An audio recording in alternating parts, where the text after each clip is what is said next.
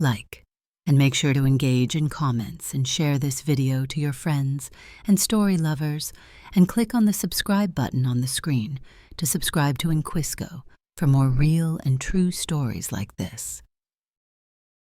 I barely remember the moment I first met Daniel.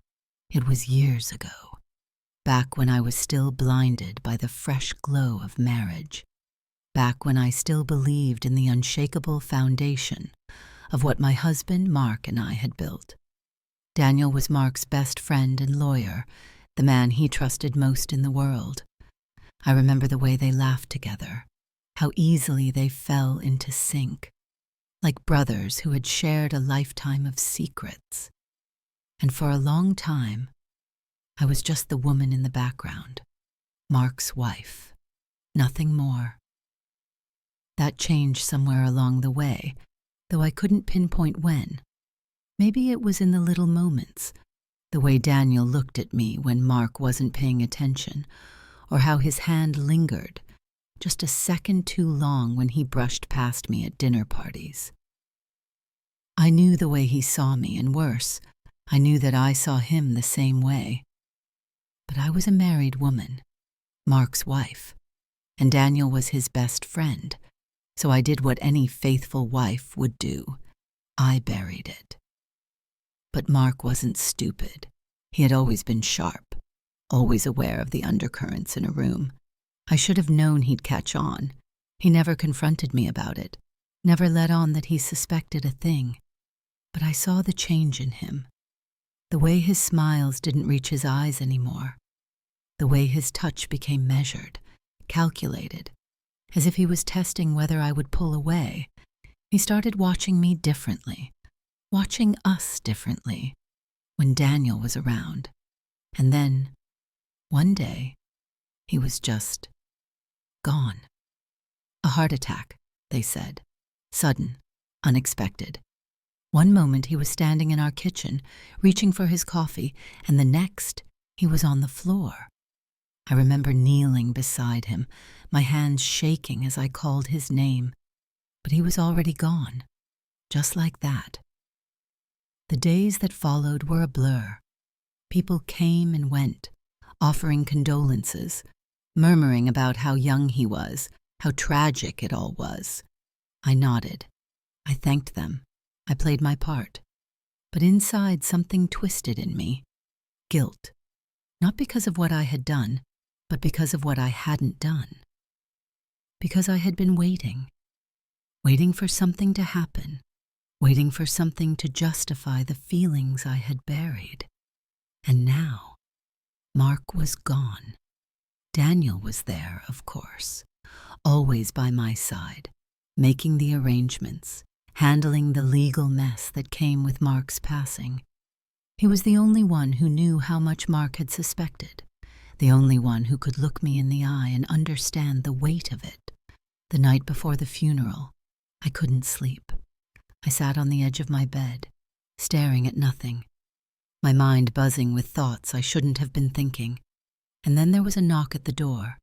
Daniel stood there, his tie loosened, his expression unreadable. "You should get some rest," he said, but he didn't step away. Neither did I. I don't know which of us moved first. Maybe it was both of us at the same time.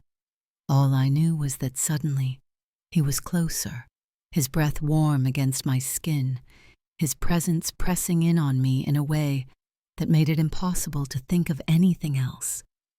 My heart pounded so loudly I was sure he could hear it. This was wrong. It was all wrong. But I didn't pull away, and neither did he. For a moment, neither of us moved. The air between us was thick, weighted with something unspoken, but undeniable.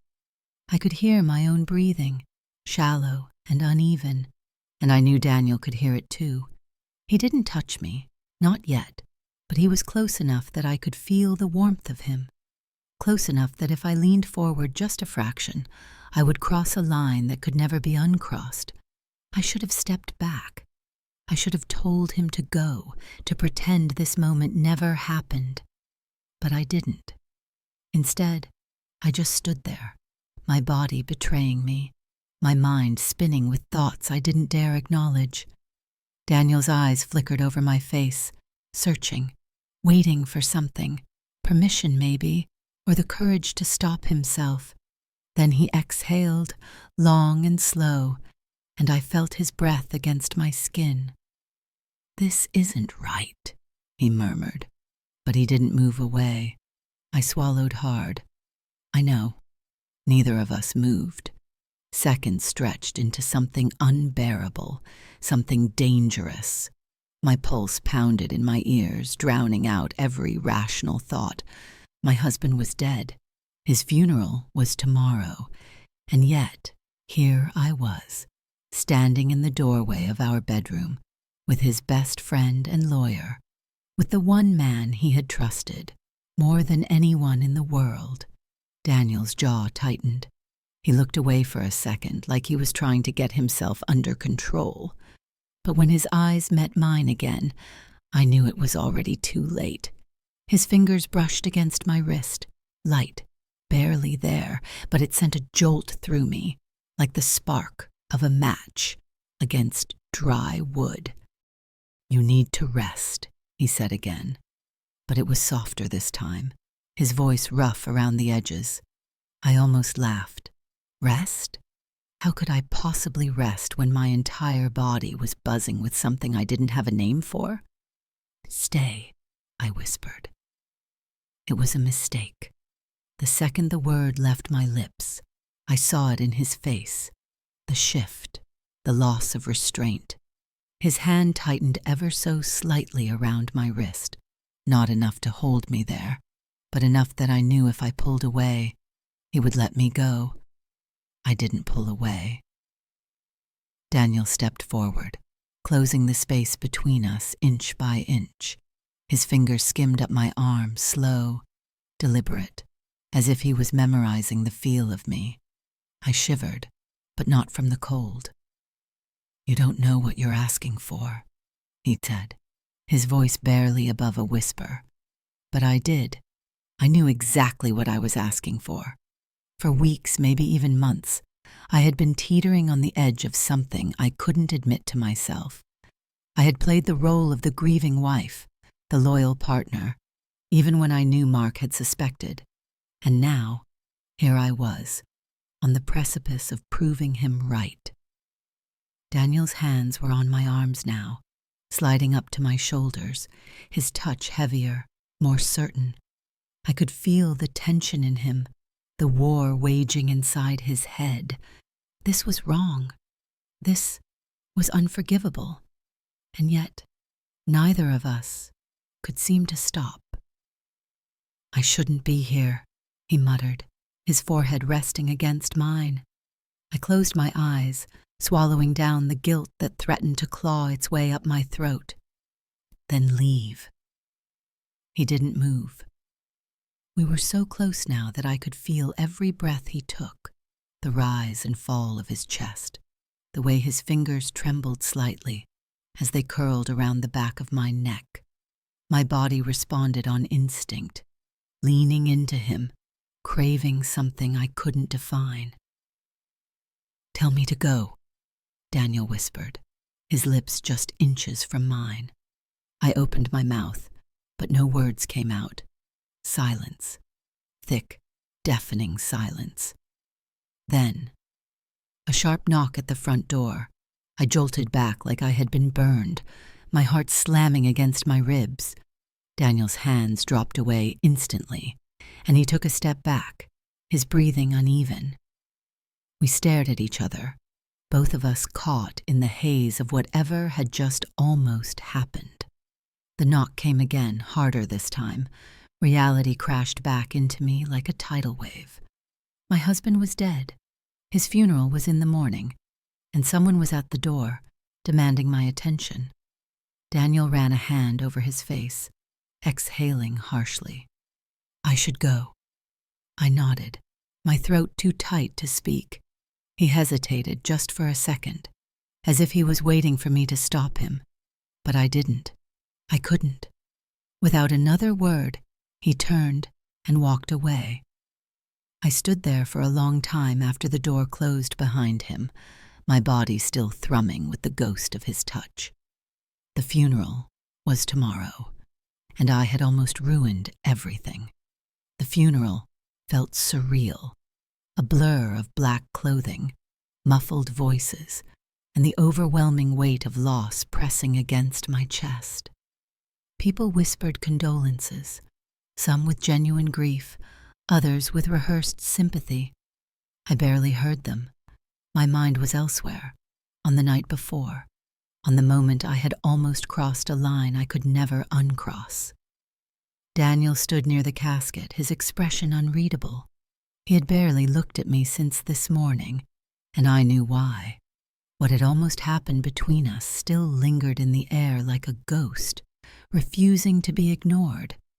I tried to focus, tried to mourn the man who had been my husband, the man I had loved once, even if I hadn't always been faithful in my heart. But my thoughts kept circling back to Daniel, to his touch, to how easy it would have been to let everything unravel. And then, as the priest spoke his final words, I felt it, a presence, a weight heavier than grief settling in my chest, a feeling I couldn't shake. Someone was watching me. I turned my head slightly, scanning the crowd, and that's when I saw him, David, Mark's younger brother. He stood near the back, half hidden by the gathered mourners, his eyes locked on me. A chill ran down my spine. David had always been different from Mark, quieter, more observant, and right now his gaze held something I couldn't quite decipher. Suspicion? Accusation? I swallowed hard, forcing myself to look away. Maybe I was just imagining it. Maybe it was the guilt twisting in my gut, making me see things that weren't there. But the unease didn't fade. After the service, people trickled out, leaving me alone with Daniel. He stood by the grave, his hands in his pockets, his expression tight. I hesitated before stepping closer. "Daniel," I said softly. He tensed, but didn't look at me. "We shouldn't talk here." Something about the way he said it sent another shiver down my spine. "Then come by later." He hesitated, then gave a slight nod before walking away. That night, the house felt too big, too empty. Every room carried an echo of Mark, a reminder of the man who had once lived here, the man who had suspected me, the man who had died knowing something I hadn't wanted him to know. A knock at the door. I opened it without thinking, expecting Daniel, but it wasn't him. It was David. I froze, gripping the doorframe. "What are you doing here?" His lips curled into something that wasn't quite a smile. "We need to talk." I didn't move. Every instinct told me to shut the door, to send him away, but the look in his eyes rooted me in place. He stepped inside without waiting for an invitation, moving with the kind of confidence that sent my nerves on edge. "I know." The words sent a bolt of ice through me.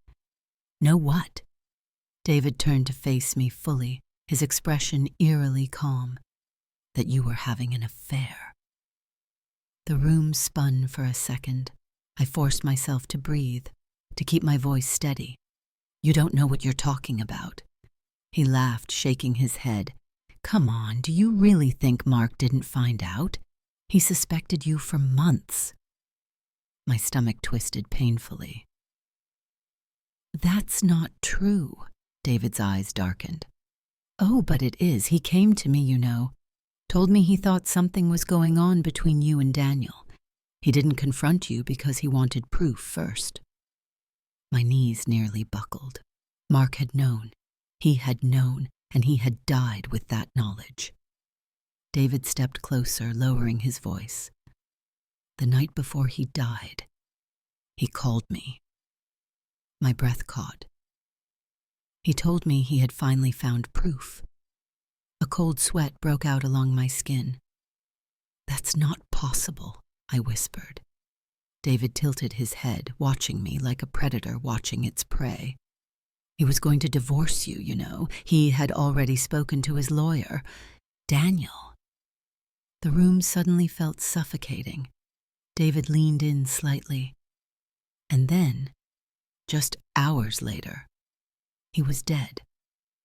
Something inside me cracked. Are you saying that it's a hell of a coincidence? David smirked. Yeah, I am. I shook my head. Mark had a heart attack. Did he?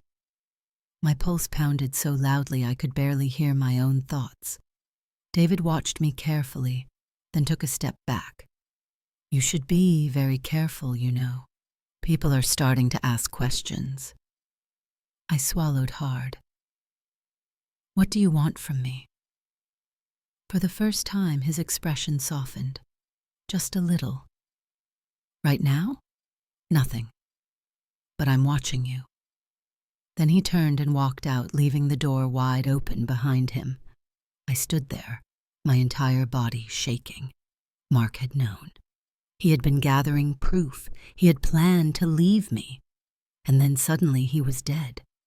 My stomach turned violently. Had it really been a heart attack? Or had someone made sure he never got the chance to expose the truth? A sharp knock at the door made me jolt. I spun around. Daniel stood in the doorway, his expression unreadable. Are you okay? He asked. I opened my mouth to answer, but nothing came out. Because for the first time, a new thought took root in my mind. Had Daniel known? Had he helped Mark disappear? Or worse, had he done it himself? Did Mark really die of natural causes, or was there something more sinister at play? And if so, did Daniel have a hand in it? Click on the subscribe button on the screen to subscribe to Inquisco for more real and true stories like this.